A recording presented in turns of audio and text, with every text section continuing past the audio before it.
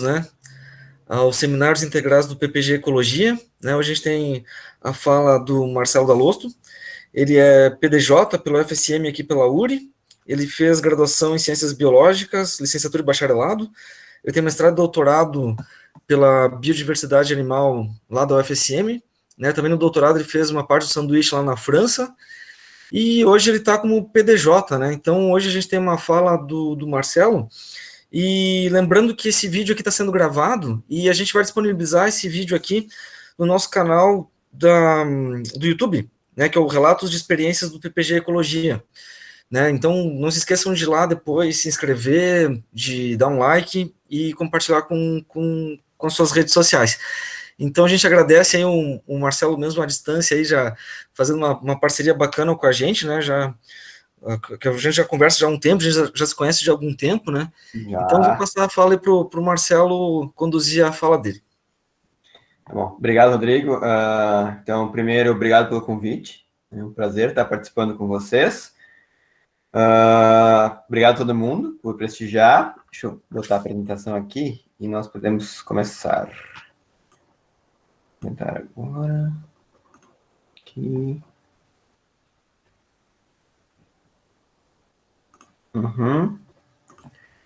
Só me confirma, Rodrigo, tá aparecendo a apresentação aí?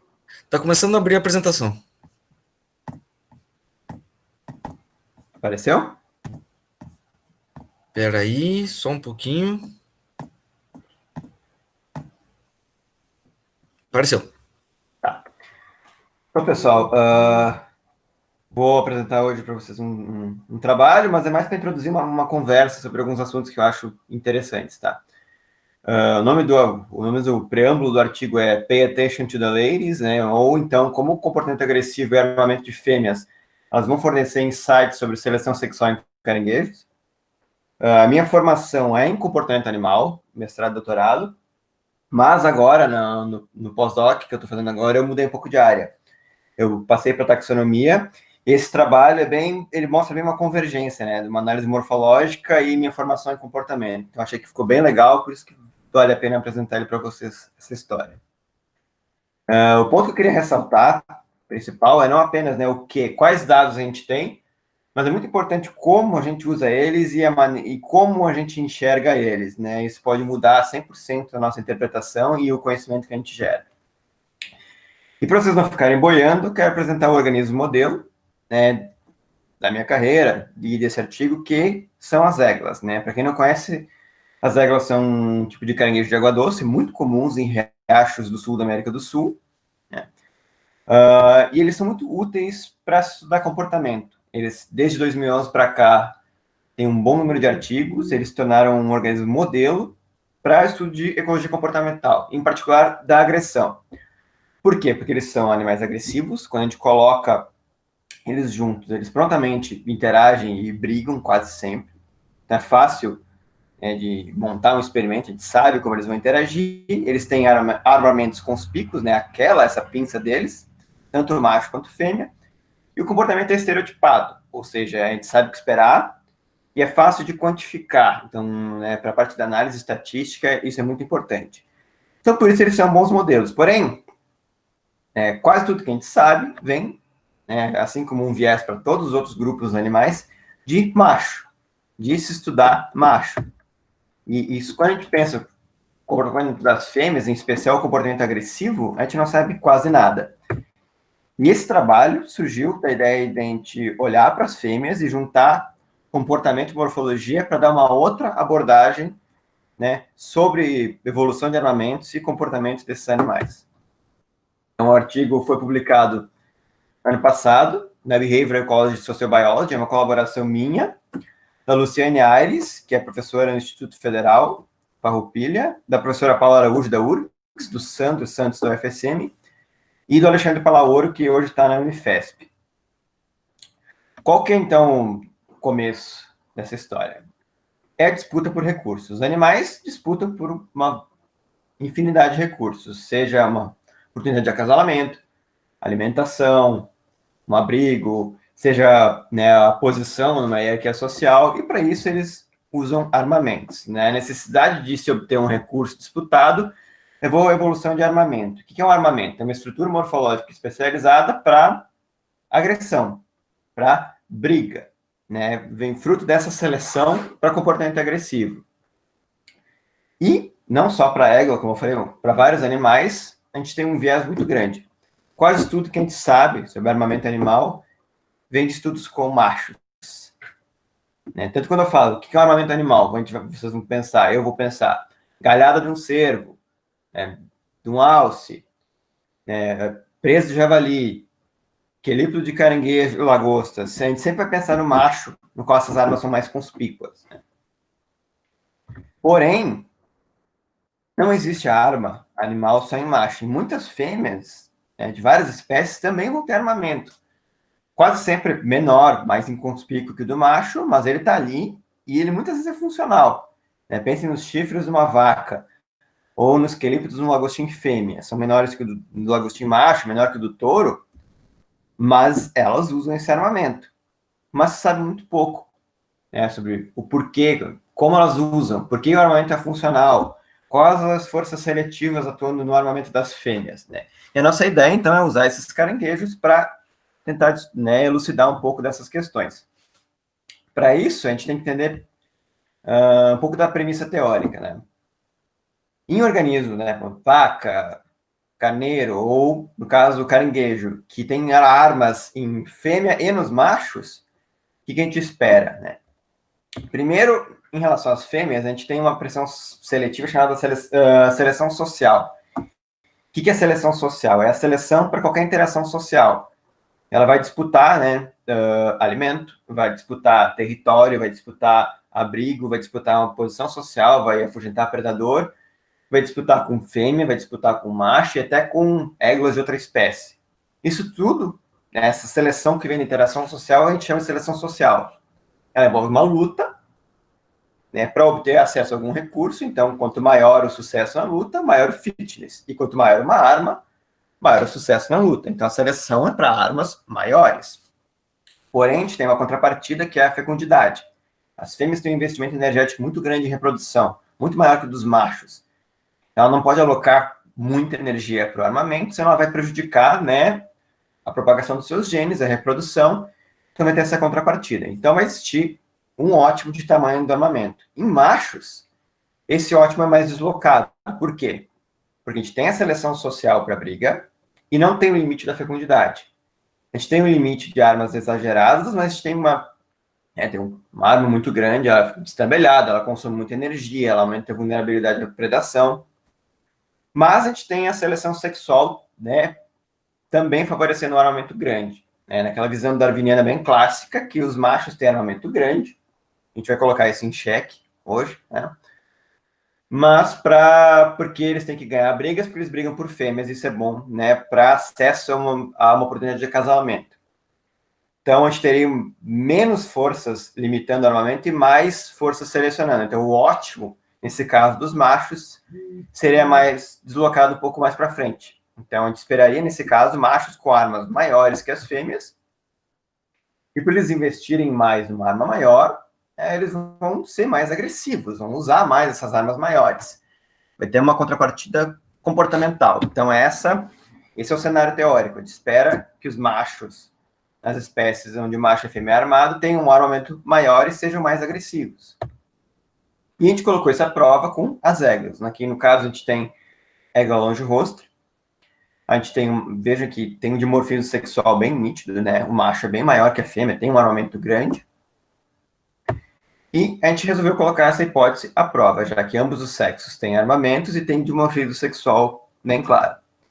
A primeira hipótese é que os machos vão ter um armamento não só maior, né, mas proporcionalmente maior do que as fêmeas, vão investir em relação ao tamanho do corpo mais nas armas e que, se isso acontecer, eles vão ser mais agressivos por conta desse investimento energético, vão usar mais essa arma na qual eles investiram. A gente então fez uma análise morfológica com duas espécies, a gente trabalhou com égua longe-rostre e égua monoinflata.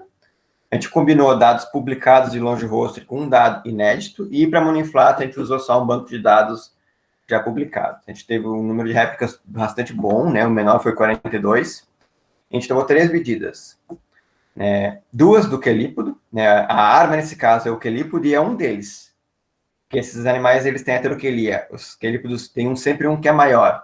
E é esse que é usado como arma. Então, desse quelípodo maior, a gente mediu o comprimento e a altura e analisou ele relativo ao tamanho do corpo do animal, ou seja, relativo ao tamanho da carapaça, que está indicado aqui, né, para vocês, da órbita até o limite da carapaça. E o grau de heteroquelia. O que é heteroquelia?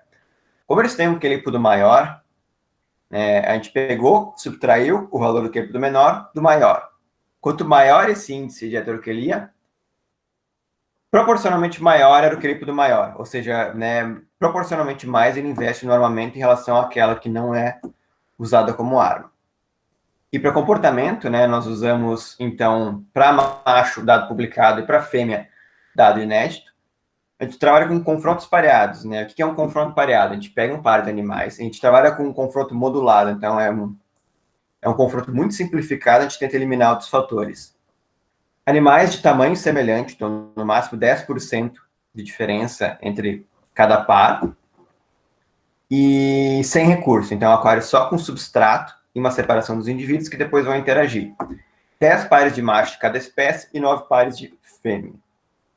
E a gente, então, fez eles brigarem, né? Eles prontamente interagem, mesmo sem recurso, e a gente extraiu 3 variáveis explicativas. Então, a latência, que é o tempo deles entrarem em contato até o primeiro contato agressivo, ou seja, quanto menor a latência, mais agressivo é o animal, mais prontamente ele briga. A duração, que é o tempo, a quantidade de tempo que os animais passaram brigando, e a proporção de comportamento mais agressivo, ou seja, dentro desse tempo de briga, qual foi a estrutura, né? Se foram comportamentos mais ou menos agressivos. E o que a gente encontrou? Primeiro, para a morfologia. Em relação ao comprimento daquela, em Eglon longiroster, a gente vê que no intercepto são basicamente o tamanho daquela bruto, né? Então, macho tem aquela maior.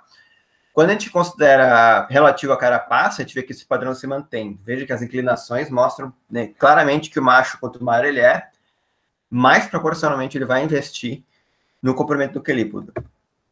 Para a monoinflata, não. Né? Em tamanho absoluto, sim. O macho tem aquela mais comprida, porém, relativo ao corpo, não. Ele tem aquela maior porque os machos são muito maiores que as fêmeas, mas o tamanho relativo é o mesmo. E para a altura do quelípodo, a gente achou o mesmo padrão. Para longe rosto, tanto, né, em números absolutos quanto relativos, os machos têm aquela mais alta, ou seja, mais robusta. Né? Isso tem a ver com espaço para musculatura, com a força, né, do armamento. E para monoinflata, não. Só números absolutos, os machos têm aquela mais robusta, mas porque eles são maiores. Quando a gente viu, né, em relação ao tamanho da carapaça, machos e fêmeas têm um tamanho similar do quelípodo maior. Já em heteroquelia, a gente fez também um teste para cada sexo e o resultado foi essencialmente o mesmo. Tanto a monoinflata quanto o longiroster tem uma heteroquelia bem mais pronunciada em machos. O que isso vai significar? Que o macho vai investir significativamente mais, né, no quelípodo maior, que é o armamento, em relação ao quelípodo menor, que essa diferença de investimento é maior em macho do que em fêmeas, que vão ter aquelas de tamanho mais parecido. E, por último, em relação ao comportamento, para longiroster, o que a gente encontrou? Que não tem diferença nenhuma entre os sexos nos parâmetros que a gente analisou. As fêmeas brigam pelo mesmo tempo que os machos. A composição dessa briga, né, ela tem a mesma intensidade do que a briga dos machos. E o tempo de latência, ou seja, o tempo até eles começarem a brigar, é essencialmente o mesmo, não tem diferença. Então, elas se comportaram basicamente da mesma forma. E exatamente o mesmo padrão foi observado para a monoinflata. Brigam as fêmeas pela mesma quantidade de tempo que os machos, na mesma intensidade que os machos, e demora a mesma quantidade de tempo para iniciar uma interação agressiva do que os machos. E em relação ao resultado qualitativo, né, o que esses animais fazem durante o confronto, também é essencialmente a mesma coisa. A gente teve os mesmos atos, ou seja, não teve nenhum comportamento exclusivo de macho ou de fêmea. A gente teve, inclusive, a mesma sequência de atos, eles fizeram a mesma coisa no confronto. Então, basicamente, resumindo, o animal se aproxima, ele começa chicoteando com a antena, começa depois a empurrar o outro e, por fim, né, começa a agarrar, tentar puxar e levantar o oponente. E o estilo de luta também foi exatamente o mesmo, ou seja, a arma é usada exatamente da mesma forma. Qual que é o estilo de luta de Eglídio? Né? Como eles usam as armas? Elas flexionam aquela direita, que geralmente é a menor, né, junto ao corpo para se proteger, e estendem a esquerda, que é a arma, e tentam agarrar, atacar o oponente com a esquerda. E as fêmeas e machos usam a arma exatamente da mesma forma. Então, em termos de comportamento, nenhuma diferença entre os sexos para ambas as espécies. Né? Então, o que isso significa? Que os machos de ambas as espécies, eles têm a heteroquilia mais pronunciada, ou seja, investem mais, né, proporcionalmente naquela maior, porém apenas os machos de longe rostre têm aquelas maiores em relação ao tamanho corporal deles. Né? Mano inflata, eles são maiores só porque o macho é maior que a fêmea. Porém, independente disso, do grau de dimorfismo sexual que variou, o comportamento agonístico tem exatamente o mesmo padrão nas duas espécies para os dois sexos. Ele não muda, ele é essencialmente o mesmo. Então, a gente aceita, ao menos parcialmente, nessa primeira hipótese. Para monoinflata, a gente só tem heteroquilia, né, de dimorfismo, mas para longe rosto o resultado é bem pronunciado. Né? Os machos têm realmente um quelípodo proporcionalmente maior, tanto em comprimento quanto em robustez. Mas a nossa segunda hipótese foi completamente refutada. Apesar daquela maior, né, em maior ou menor grau, machos e fêmeas das duas espécies têm exatamente o mesmo comportamento. E a gente pode pensar que isso é porque não tinha recurso sendo disputado, mas não, isso já é descartado, porque já foi feito experimento com fêmea, e a presença da fêmea não motiva os machos a brigarem mais, pelo contrário, eles brigam menos, a briga é mais breve, quando tem uma fêmea madura junto. Ou seja, o que a gente já tira daqui? Que essa visão bem darwiniana clássica de seleção sexual. Macho tem arma grande porque ele disputa pela fêmea. Que o pessoal, às vezes, faz para vários grupos animais e medem, tomam as medidas básicas e já pulam para a conclusão. Isso vale tanto para a égua, que a gente sabe que tem gente que escreve isso para a égua, né? Mas para vários grupos. Isso não é bem assim. Apesar de ter um dimorfismo sexual e apesar de serem animais agressivos, não é claramente esse cenário de brigar mais ou brigar por fêmea que explica esse quelípodo maior nos machos. Então, como explicar isso, né? Se a hipótese não foi bem respondida da maneira que a gente esperava? Bom, a primeira coisa que a gente descarta é os genes compartilhados, né? Que é uma hipótese invocada que diz que as armas são importantes para os machos, porém, a gente tem seleção para armamento dos machos, porém, como o pool gênico é a nível de espécie, as fêmeas acabam herdando genes de armas. Mas a gente viu que, por ter armas funcionais, que são usadas da mesma maneira, da mesma intensidade em fêmeas e machos, provavelmente não seria esse o caso. A gente tem um elemento muito maior que indica a importância da seleção social, né? Provavelmente briga por alimento, por espaço, por território, enfim, do que apenas, né, por seleção sexual nos machos e as armas presentes, porque as fêmeas só têm o mesmo gene que os machos. Uma coisa importante, quando a gente fala de seleção social, é que, então, além dessa disputa sexual do macho brigar pela fêmea, vários outros fatores entram, e um deles é a predação, por exemplo. Né? Em lagostim, a gente sabe que espécies que o predador é peixe, tem aquela grande, porque aquela grande é uma boa defesa contra um peixe. Porém, aquelas que o predador é mamífero ou ave, uma aquela é inútil. Muito pelo contrário, né? Uma aquela grande não só não protege, como ela dificulta a fuga, porque ela é pesada. Então, essas espécies têm quelípodos menores. Então, é possível que, né, uma pressão diferencial de predação esteja atuando nesse caso. A gente sabe que fêmea de régua é mais críptica. Né?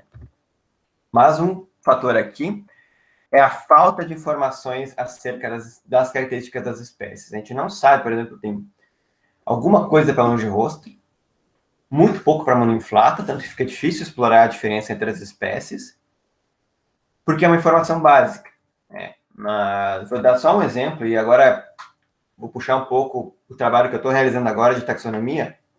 Essa longirostre, que eu tanto falei agora, ela não é égua longirostre. Ela é outra coisa. Tanto pela morfologia, pela molecular, como a gente já achou diferenças morfológicas também.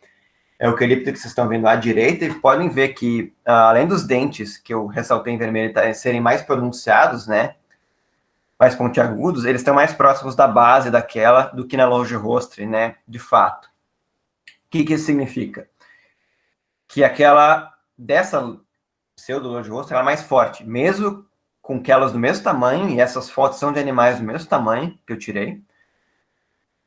Essa aquela com os dentes mais pontiagudos, mais próximos, ela vai ter uma força de fechamento maior. Então, essas nuances podem parecer detalhe de taxonomista, de zoólogo, né, de nerdão do crustáceo, mas não, elas têm implicações funcionais, às vezes bastante importantes, e a gente não sabe, então a gente precisa desse tipo de informação para conseguir fazer uma discussão melhor.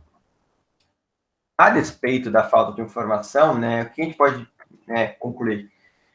Como é que a gente pode explicar que esses animais têm aquela diferente, mas brigam exatamente na mesma fêmea? Bom, uma possibilidade é a frequência de encontro de indivíduos de cada sexo, né? Macho de égua é muito mais vágil do que fêmea. Fêmea é críptica. Todo mundo que já tentou trabalhar com égua com armadilha sabe, a armadilha só pega macho. Se for à noite no riacho, vai ter quase só macho andando. E é possível que os machos se encontrem com uma frequência maior que as fêmeas. E para isso, a briga acaba sendo mais frequente, por isso eles têm aquelas maiores, né? Pode parecer um pouco heterodoxo, mas a gente já tem precedente para essa hipótese em moscas e em anuros. Outra hipótese é que as fêmeas podem simplesmente estar selecionando machos com aquela grande, seja por algum efeito direto dessa aquela grande, seja porque simplesmente é um proxy de qualidade genética. A gente sabe que as fêmeas de égua preferem macho grande, mas é macho, né? Mas se é por causa daquela grande, se é por causa do tamanho corporal ou outro fator, a gente ainda não sabe. Outra alternativa, que já foi verificada em lagostim e em lagosta, é que os machos não lutam pelo recurso específico, mas porque eles formam uma hierarquia de dominância, e o mais dominante ele tem maior acesso a recurso. Né? Então, a possibilidade de seleção sexual indireta. Né? Ele tem um macho dominante, aquele que ganha mais brigas, e aquele que tem a arma maior, ele vai se alimentar mais, ele vai ter muitas vezes um território maior, habitar uma área melhor, e por isso ele vai ter mais acesso a fêmeas. E a seleção sexual atuaria indiretamente nesse caso. Ou, simplesmente, que a restrição energética da fêmea pela fecundidade é tão grande, né, que ela se sobrepõe completamente, até mesmo a seleção social, e gera esse dimorfismo, né, apesar do comportamento ser semelhante entre os sexos, né. E, bom, o problema é que essas explicações, elas não são excludentes, é possível que todas elas sejam verdadeiras em maior ou menor grau, então a gente precisa, e muito, de novos estudos, né, que tragam essas informações básicas e que permitam que a gente especule menos e responda, né, melhor essas perguntas. Apesar disso, uma coisa que a gente pode concluir é que é muito importante a gente puxar esses dados das fêmeas e colocar junto com os machos. É que se a gente olhasse só para o macho, ou só para a fêmea, ou só para o comportamento, a gente ainda estaria com a cabeça, né, pensando que esse cenário, né, de disputa por fêmeas fosse plausível. E quando a gente põe tudo junto, a gente vê que não é. Né, que deve ter outra explicação e que a gente tem que ir em busca, então, dessas informações. Né? Então, da importância da gente trabalhar com... A gente trabalha com evolução de armamento, não olhar só para os machos, tentar incluir fêmeas e, se possível, também tentar incluir ao menos mais uma espécie. Né? E, por último, eu quero fazer uma provocação. Né? Porque essas informações que faltam, elas são essenciais para responder essas perguntas e levar, né, essas hipóteses adiante. Então, ela briga, né, mas pelo que ela briga? Por comida, por espaço? Macho e fêmea brigam pela mesma coisa, com a mesma intensidade? Tem informação de uma ordem de dominância? Como elas são mantidas? O que ser dominante traz de benefício? Tem seleção da fêmea na escolha? E se sim, no que isso está atuando? Né? Só que isso são informações básicas, e quando a gente vai tentar publicar, a gente enfrenta obstáculos, porque todo mundo sabe que a pressão é publicar, principalmente do mestrado em diante, e em periódicos bons. A Qualis cobra o PPG, nós temos, né, principalmente quando somos alunos de pós, temos pouco tempo para publicar. E se você for responder a informação básica, você provavelmente não vai conseguir publicar numa revista equalizar, você não vai ter, né, aquela hipótese toda testar, você vai ter uma coisa mais exploratória, ou uma hipótese, mas não muito original, que você vai só trocar o organismo sendo testado, né, e não a pergunta em si, e vai ser, né, desestimulado a perseguir esse caminho. Por mais que sejam essas informações básicas que permitam que a gente tenha uma hipótese mais elaborada e publique no periódico um pouco melhor, né, com uma questão um pouco mais ampla. Então, fica essa contradição, né? Esse trabalho só foi possível porque um monte de gente fez trabalho de biologia populacional de égua, fez trabalho de descrição do comportamento agressivo, né, de descrição do comportamento reprodutivo, né, fez biologia populacional da Longe Rostre, da Mano Inflata. Se não tivesse esses trabalhos básicos, eu não poderia nem sequer conceber essa hipótese. Então, fica esse conflito. E eu vou até falar vou depois passar a bola para o Rodrigo, e eu vi que o Luiz está aí também, a Cris, que é a egressa da URI também, porque eu trago, né, o ponto de vista da minha formação, que é mais na federal. Mas, ultimamente, a gente tem uma dificuldade muito grande para formar aluno. Isso é outro agravante, porque comportamento parece aquela coisa glamourosa, legal, né? Mas, na verdade, pode ser bastante cansativo. O Rodrigo foi da minha banca de projetos de doutorado, ele sabe, todo um delineamento de experimento, né? Não vai para o Riacho assistir rinha de éguas, você vai trabalhar com experimento modulado, eles são de madrugada, você vai ter que assistir um monte de vídeo. Morfologia, então, né? É uma coisa muito pouco apelativa para os alunos. Então, a gente tem essa dificuldade também grande de fazer com que eles fiquem, e a isso se soma incerteza taxonômica, que é no que eu estou trabalhando agora. Então, né? Então, tem dificuldades, mas ainda assim é bastante recompensador trabalhar com esses animais, e espero seguir trabalhando, espero que vocês tenham gostado. Então, eu estou aberto a perguntas, questionamentos e observações de vocês. Muito obrigado pela atenção. Muito obrigado, Marcelo. Eu vou encerrar a gravação aqui, a gente termina aqui a gravação e agora a gente pode abrir para as perguntas.